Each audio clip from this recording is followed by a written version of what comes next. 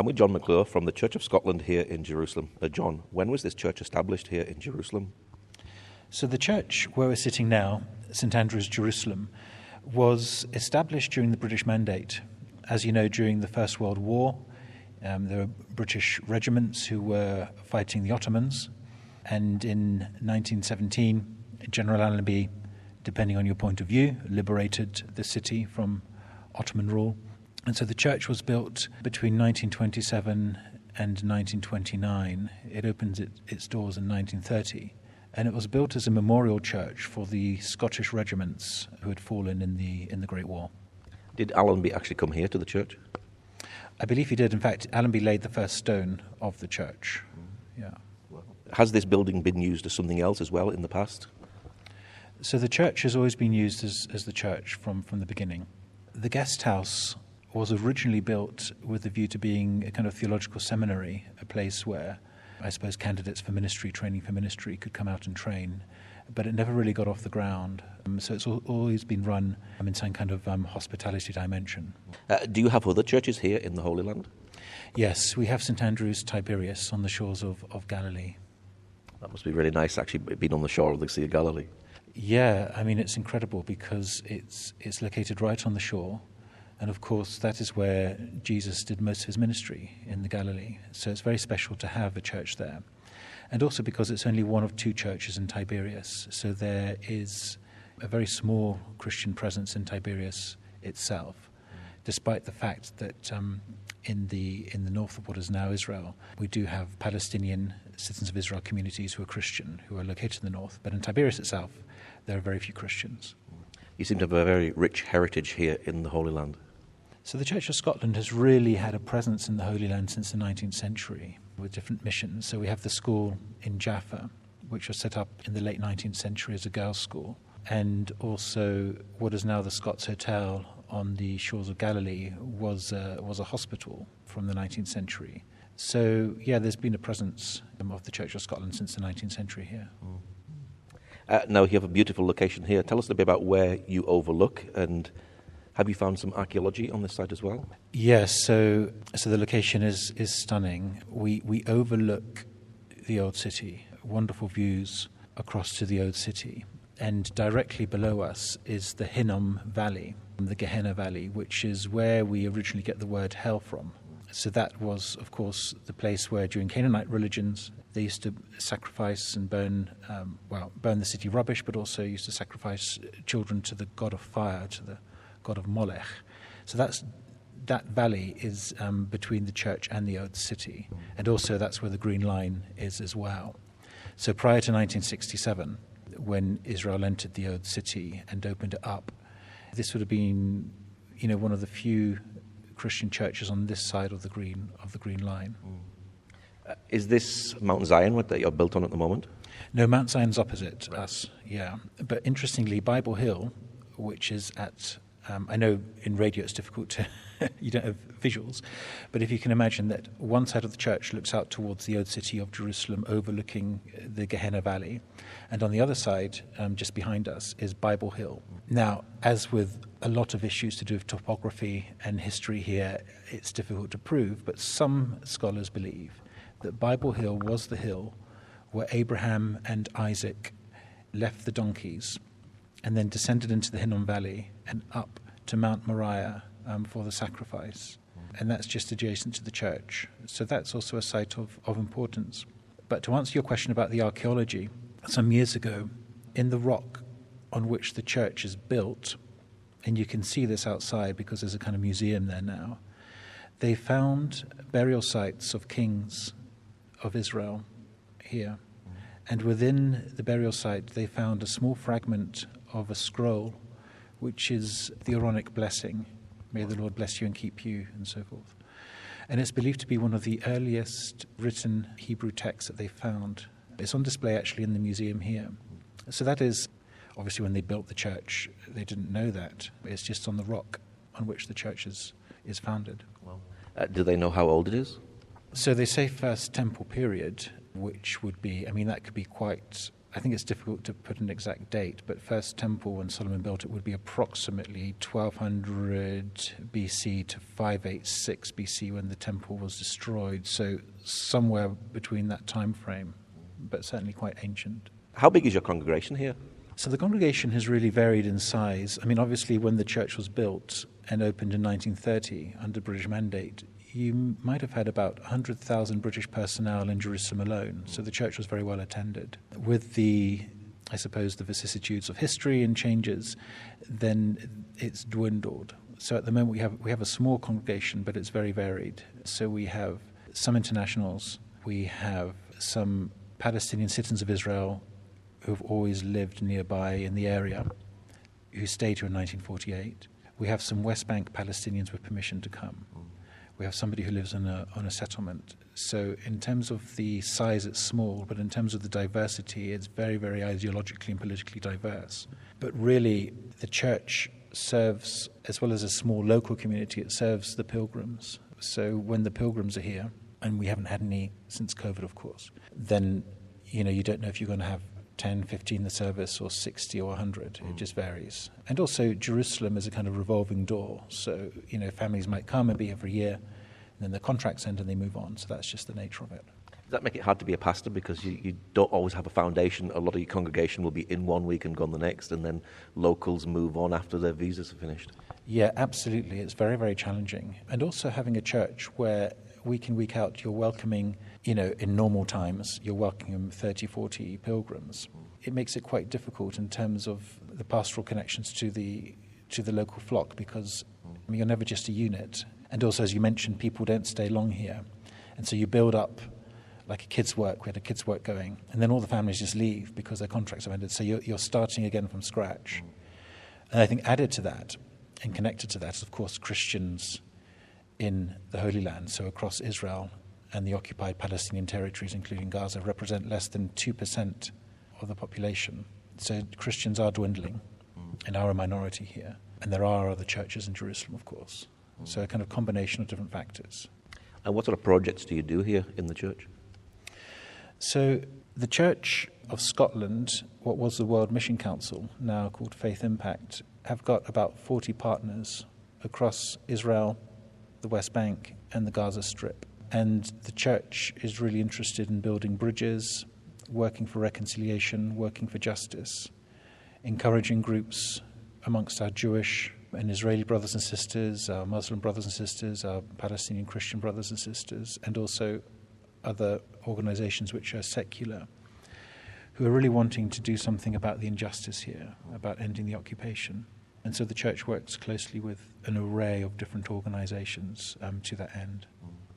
Do you get the opportunity to go into Gaza? Do you have a work there in Gaza as well?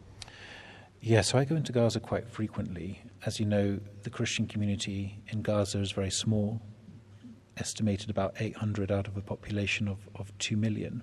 And in terms of the geography of Gaza, for those of you living in the British Isles, if you've ever been to the Isle of Jura, well, Gaza is more or less the same size. And in the Isle of Jura, you have about 200 people. In Gaza, you have 2 million. So we go and we visit the Christian communities in Gaza. There are 2 churches we visit. One is the Greek Orthodox, which has been there since the 4th century, and the other one is the Catholic Church. And the Near East Council of Churches in Gaza, which is Christian Palestinians, they do a lot of work on the ground there. They run hospitals, they run clinics, they run psychosocial centers, and they really punch above their weight in terms of their numbers. They do a lot of very, very good work, for Gaza society, at a time which has been so desperate.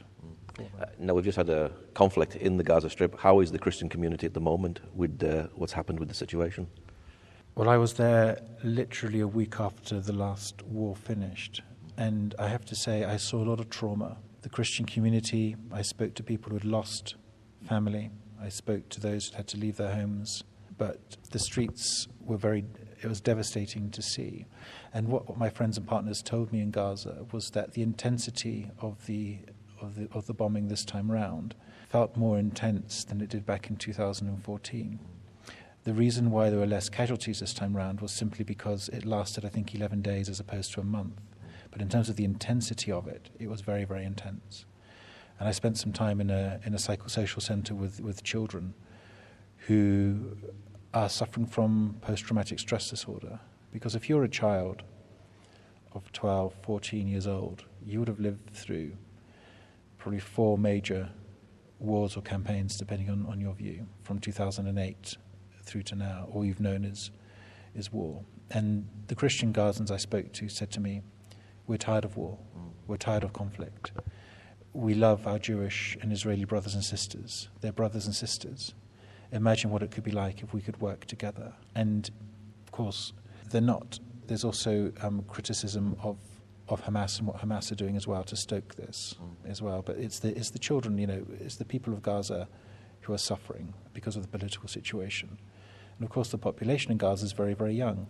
It's got one of the youngest populations in the world. And so children have done nothing to bring about the situation today are the ones who are suffering disproportionately. Are they able to get counselling at all? They are. Through the psychosocial centres there are, but it's limited. As you know, everything in Gaza is in short supply. It's just a chronic situation of economic collapse. 97% of the water is not fit for human consumption. They don't have enough energy to run their sewage plants, so the sea is deeply polluted. You know all the statistics.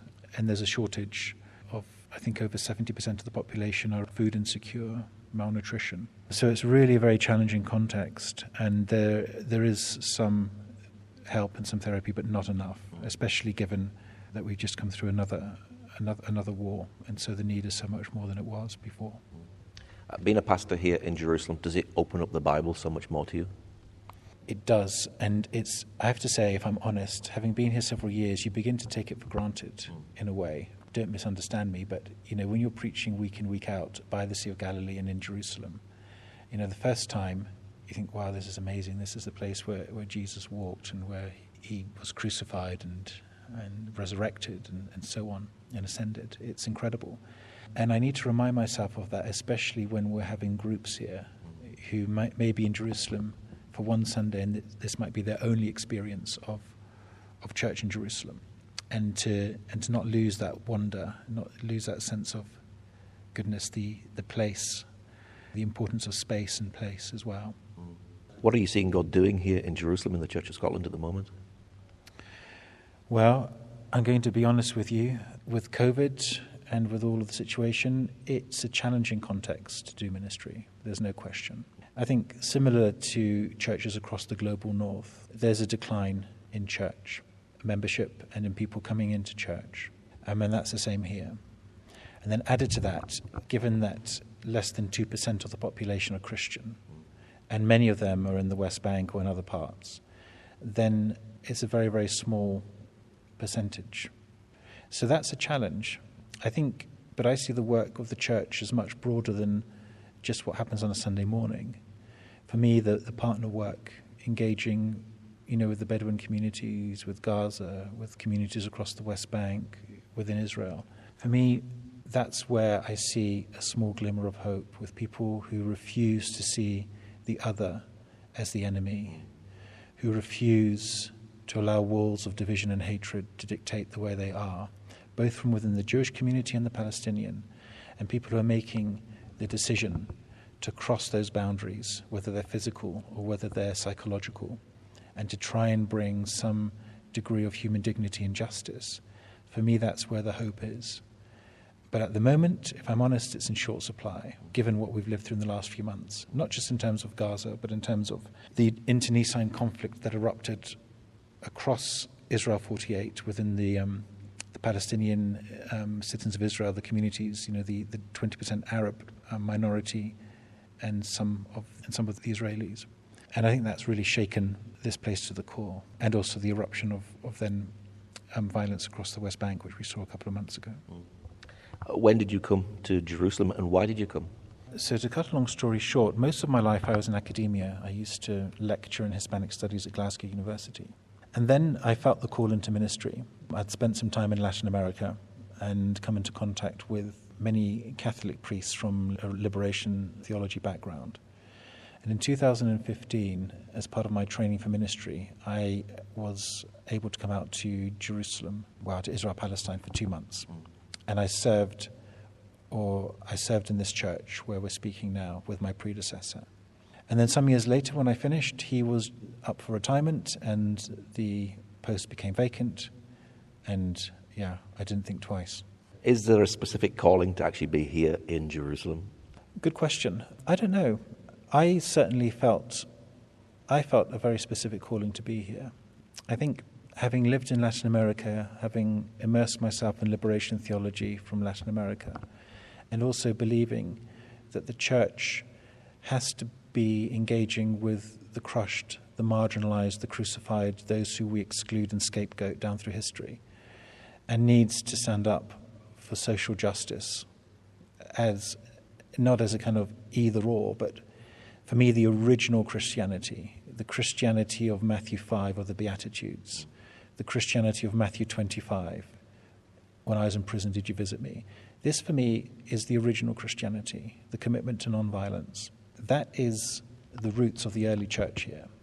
And that is partly what drew me back, that theology of Matthew 5 and 25, the deep commitment of the Palestinian Christians to nonviolence, as it was in pre-Constantinian times. I don't know if that answers your question, but I certainly felt called to be here. Why do you do what you do? I believe in the gospel message, really. I think it is the answer in terms of societal transformation. And I say that for the simple reason. If we think about the UK and we think about politics, whether you vote SNP or Liberal Democrat or Tory or Labour, at the end of the day, we've had an economic crisis back in 2008. We had the credit crunch. Each of those parties they'll have differences in terms of how they spend the money, important differences. But at the end of the day, they'll all be pushing for economic growth, because if not, they wouldn't get elected. And so, in a sense, they're limited to, I suppose, the capitalist global structural global injustice of the world in which we're living, because all of them will have to promote growth. Okay, Labour will give more to the NHS and so on, and Tories might give more tax breaks to the rich and so on. There are important differences. I'm not playing those down. But in terms of addressing global structural injustice, whereby we have huge swathes of the world population with nothing to eat, going to bed hungry, and a very tiny minority, the richest 3,000 people in the world own more than the poorest 3 billion. Those huge structural injustices and inequalities will never be, in my mind, sorted out by the political system. And this is what draws me into the church, because I think the church operates differently. It is critical of social structural injustice in the world, but it doesn't just stop at a political program, but it maps the greed, the violence, the injustice we see out in the world starts in the human heart, with my greed, with my anger, with my violence, with my selfishness. And so for me, the Christian gospel is unique because it maps what we see out there onto the human heart, and it tries to build a bridge between two. And as Gandhi said, be the change you want to see in the world. If you want to change the world, if you want a less angry world, be less angry. If you want a less violent world, be less violent. If you want a more generous world, be more generous. And so it's that kind of bridging between the human heart on an individual level and mapping that to the injustices we see in our society. What's your prayer for the future of the Church of Scotland here? My prayer is that we continue to be a witness to our Jewish and Israeli brothers and sisters, and to our Palestinian and brothers and sisters as well, and to somehow contribute in some small way, because what we do is a tiny drop in the ocean, but maybe contribute in some small way to bringing people closer together and to pushing for a situation where everyone have got equal rights and justice and the dignity that brings. And if we can contribute towards that dialogue or towards that happening in some small way, then I think that would be my prayer. What's your website for people who'd like to know more about where you are? Yeah, so I think it's just www.standrewsjerusalem.org. I'm pretty sure that's what it is. But if you Google St Andrews Jerusalem, it should bring you to it. Okay, John, thank you much. Thank you.